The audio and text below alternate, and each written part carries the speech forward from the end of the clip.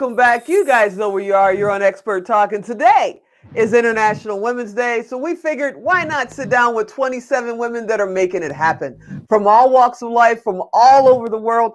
They're hanging out with me today, and I feel so honored. And coming up next, I've got Katie coming up, and her husband have created a really cute and fun and new project that we're going to talk about. Hey, Katie, what's happening? Hey, Tio, thank you for having me today. Thank you for coming on. I appreciate you. You know, we just recently met. We're just kind of getting to know each other. This is actually our first time chatting one-on-one. Well, in this case, one-on-many. I thank you so much for coming on with me today. How are you? Doing great. It is a beautiful day here. I just got back in from a walk with my kids, and it's a really nice day. Now, you just launched a new podcast, correct? Family Success Secrets. It's been, what, 2 weeks, 3 weeks? It hasn't been that long, has it?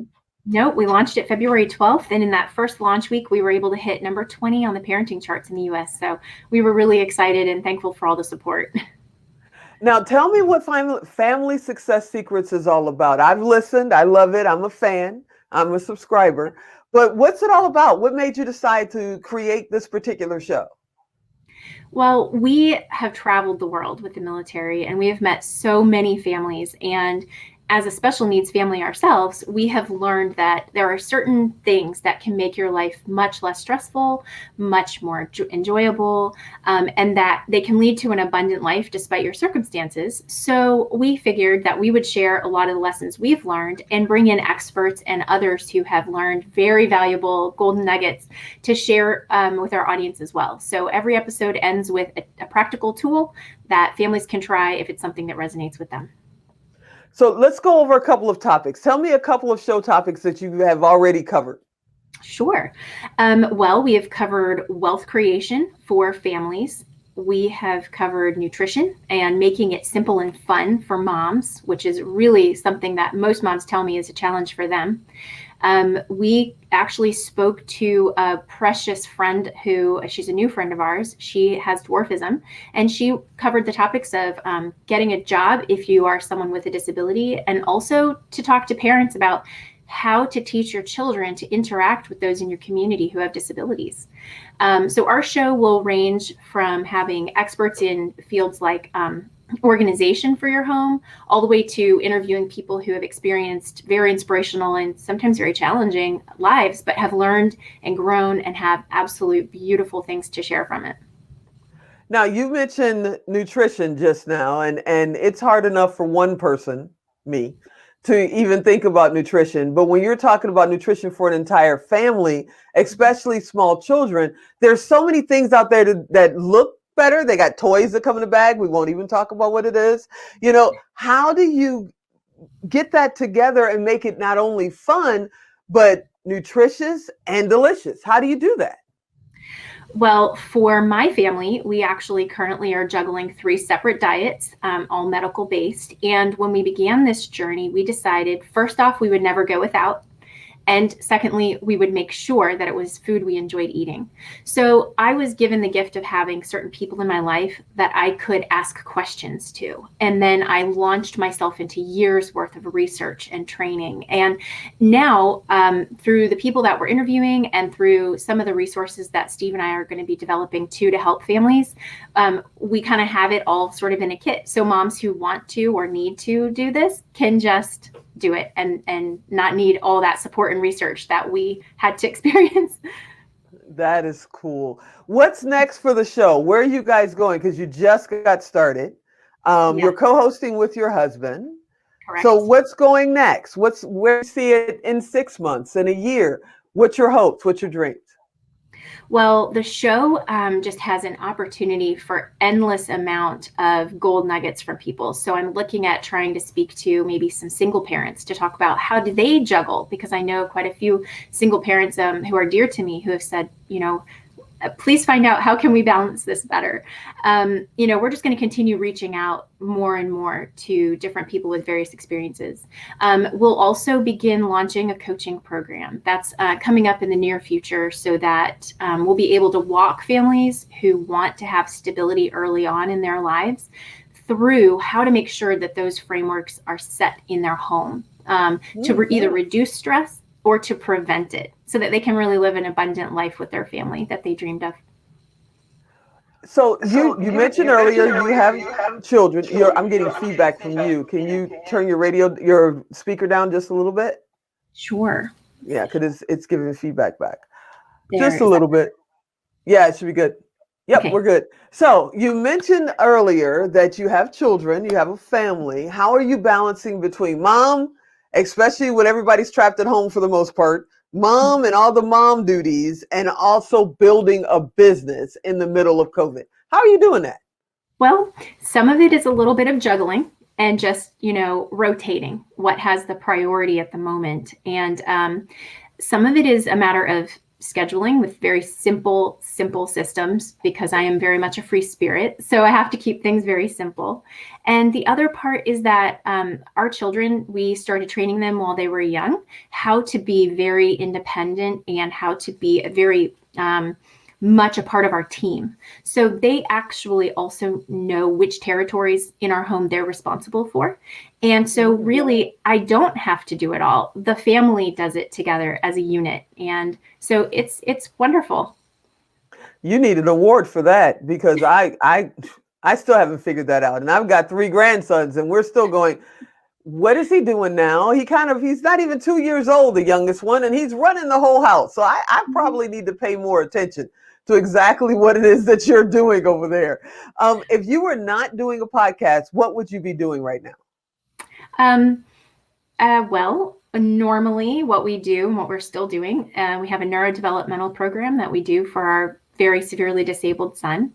He was not well during the summer, which allowed us to back down on that program a little bit, gave us more hours to work on the podcast. So he was resting more than doing a lot of this program. But normally that program is about 90 hours a week. So as a team, we all put in a lot of effort. I also homeschool the children. They range from ages 6 to up to almost 17. We have 5 of them. So I keep very busy with that. And the podcast is really podcast is our after hours joy. We have had so much fun with it. For the young moms that are, we're almost a year in, we're basically a year in. I saw an advertisement on Facebook, I think, that said this weekend past was the last normal weekend before COVID last year. And so we've been doing this for a year, but there are still moms and families, dads that are trying to balance between homeschooling and activities and television and junk food and all of that. How are you handling all of that? Yeah, well, we had the blessing of not having it be as dramatic for us because we already were homeschooling before the lockdown. So for us, things like swimming lessons that, and our normal play dates and our normal tutorial, that was very hard for us. But we have managed to still have play dates through, with our son's needs for his immune system. We have had quarantine before we do that. As far as really prioritizing, I think for us, we stripped away the things that weren't necessary and really focused on what built joy into our days, what things were the most important. And for families who are struggling, I would suggest looking into the book, The 5 Love Languages, especially the one that's specific to children, because if you can learn how your child understands love, it might be different than how you understand love. And if you can fill up their love tank at home in a really effective, efficient way, then you'll find that a lot of those other problems disappear and they won't be feeling as needy and after you as much. I love that. The love tank. I really love that concept. I've never heard it put that way before. I'm going to ask you something silly that you're going to go, really? That's the question you're going to ask? Nothing. Do you read stories to your children at night? It depends on which child wants us to. We have hit a point where actually our youngest would prefer to read with his brother, who is 11. Oh, wow. So, we go through phases. Sometimes we'll read novels aloud at the dinner table. Other times we'll do audiobooks as a group. And other times it's just not possible and it's just not one of the priorities. So it just depends kind of on the season that we're in. And so we always make sure we're hitting a highlight. It just may not be all the highlights all the time. And if your children wanted to be entrepreneurs, if they wanted to host their own shows or create their own coaching programs, is that something you'll encourage, or is that something you're going to say, nope, not going there? Our 16-year-old has built his funnel. He's finished one funnel away, and he's recorded he is in the middle of finishing up and getting ready to record his course to teach young men self-confidence, because he's noticed that there is a lack of it. Our 11-year-old actually was the first entrepreneur in our family. He wanted to start a business when he was 6. He's had the name since then, and he has been in product development ever since.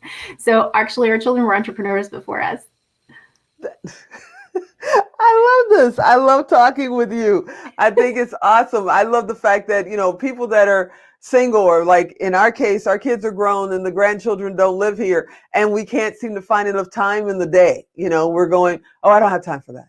I don't have time for that. And then I get a chance, an opportunity to sit down with someone like you, Katie, and you tell me all the things that you do in a day that I get tired just listening to. I don't know how you're balancing your time. How do you schedule your day?